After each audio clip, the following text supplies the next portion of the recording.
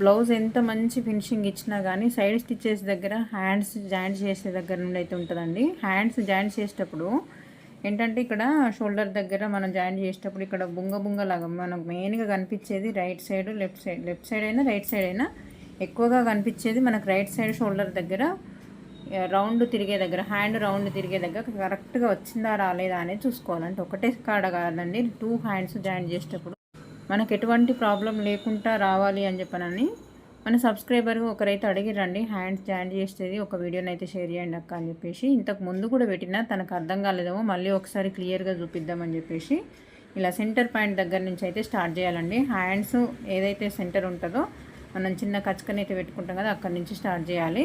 Shoulder కుట్టు దగ్గర ఒకసారి ఎటైతే ఒక 1 సైడ్ ఏమో స్టిచ్ వేసుకొచ్చిన తర్వాత మళ్ళీ ఎంబడే రిటర్న్ తీసుకురావాలి. అట్లే యాస్టీజ్గా మళ్ళీ మొత్తం కుట్టేసి తర్వాత మళ్ళీ ఎక్కడైతే స్టాప్ చేసినామో అక్కడికి మళ్ళీ క్లియర్గా కుట్టు వేసుకుంటూ రావాలి. డబుల్ స్టిచ్ అయితే కంపల్సరీ వేయాలండి.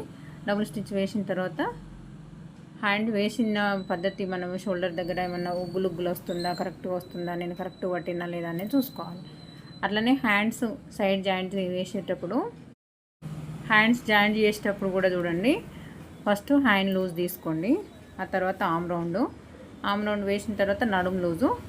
ఆమ్ రౌండ్ దగ్గరికి వచ్చేసరికి ఏంటంటే మనకు 2 ఈక్వల్గా వస్తున్నాయా లేవా సైడ్ కుట్లు, ఏంటి మనం కుట్లు వేస్తాం కదా హ్యాండ్స్ జాయింట్ చేసేటప్పుడు అలా 2 ఈక్వల్గా వస్తున్నాయా లేదా ఒకసారి చెక్ చేసుకోండి.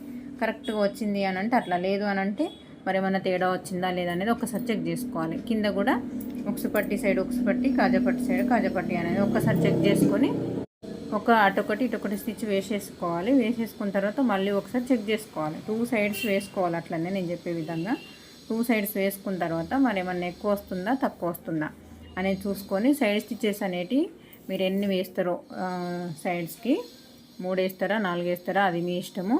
అట్లా క్లియర్గా నీట్గా వేసి పెట్టుకుంటే సరిపోతుంది. ఒకసారి వేసిన తర్వాత కూడా ఒకటే కుట్టు వేసిన తర్వాత అటొకటి ఇటొకటి వేసిన తర్వాత కుట్టు స్ట్రైట్గా వచ్చిందా రాలేదా చూసుకోండి.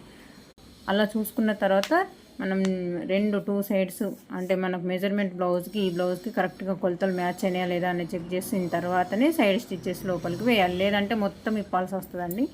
ఇట్లాంటి చిన్న టిప్స్ తోటి మీ ముందుకు వస్తూనే ఉంటా. మన సబ్స్క్రైబర్ అడిగిన క్వశ్చన్కి ఆన్సర్ దొరికిందని అనుకుంటున్నా. వీడియో నచ్చితే లైక్ చేయండి. మరిన్ని వీడియోస్ కోసం మన ఛానల్ని సబ్స్క్రైబ్ చేసుకోండి. ఓకే అండి, థ్యాంక్ యూ మరి.